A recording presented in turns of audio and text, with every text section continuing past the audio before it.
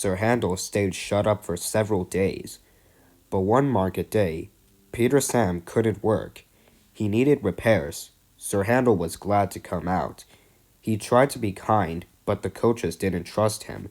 They were awkward and rude. He even sang them little songs, but it was no use. It was more unfortunate, too, that Sir Handel had to check suddenly to avoid running over a sheep. "He bumped us!" screamed the coaches. "Let's pay him out!" The coaches knew that all the engines must go carefully at a place near the big station, but they were so cross with Sir Handel that they didn't care what they did. They surged into Sir Handel, making him lurch off the line. Luckily, no one was hurt. Sir Handel limped to the shed. The Thin Controller inspected the damage. "No more work for you today," he said. "Bother those coaches. We must take the village people home and fetch the tourists, all without an engine." "What about me, sir?" said a voice. "Skarloey!" he exclaimed. "Can you do it?" "I'll try," answered the old engine. The coaches stood at the platform. Skarloey advanced on them, hissing crossly. "I am ashamed of you," he scolded. "Such behavior! You might have hurt your passengers, on market day, too." "We're sorry, Skarloey. We didn't think. It's that Sir Handel. He's no tails," said Skarloey firmly. "I won't have it.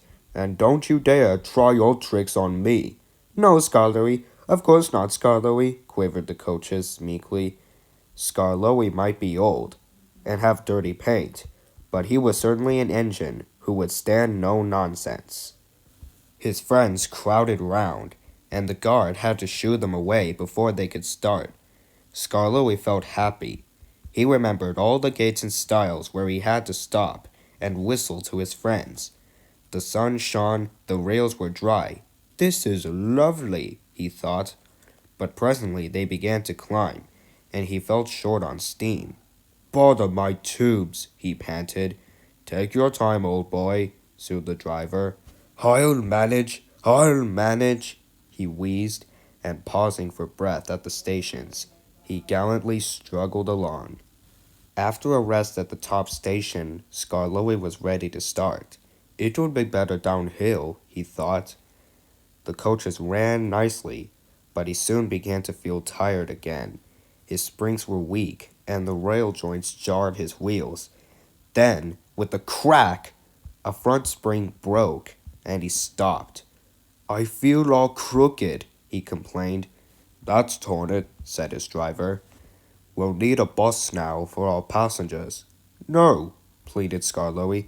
"I'd be ashamed to have a bus take my passengers. I'll get home, or bust," he promised bravely. The Thin Controller looked at his watch and paced the platform. James and his train waited impatiently too. They heard a horse. Then, groaning, clanging, and clanking, Skarloey crept into sight. He was tilted on one side and making fearful noises, but he plodded bravely on. I'll do it, he gasped between clanks and groans. Oh, I've done it! And he sighed thankfully as the train stopped where James was waiting. James said nothing. He waited for his passengers and then respectfully puffed away. "You were right, sir," said Skarloey to the owner that evening. "Old engines can't pull trains like young ones." The owner smiled. "They can if them men did, Old Faithful," he said, "and that's what will happen to you. You deserve it." "Oh, sir," said Skarloey happily. Sir Handel was longing for Skarloey to come back. He thinks Skarloey is the best engine in the world. He does his fair share of work now, and the coaches never play tricks on him because he always manages them in Skarloey's way.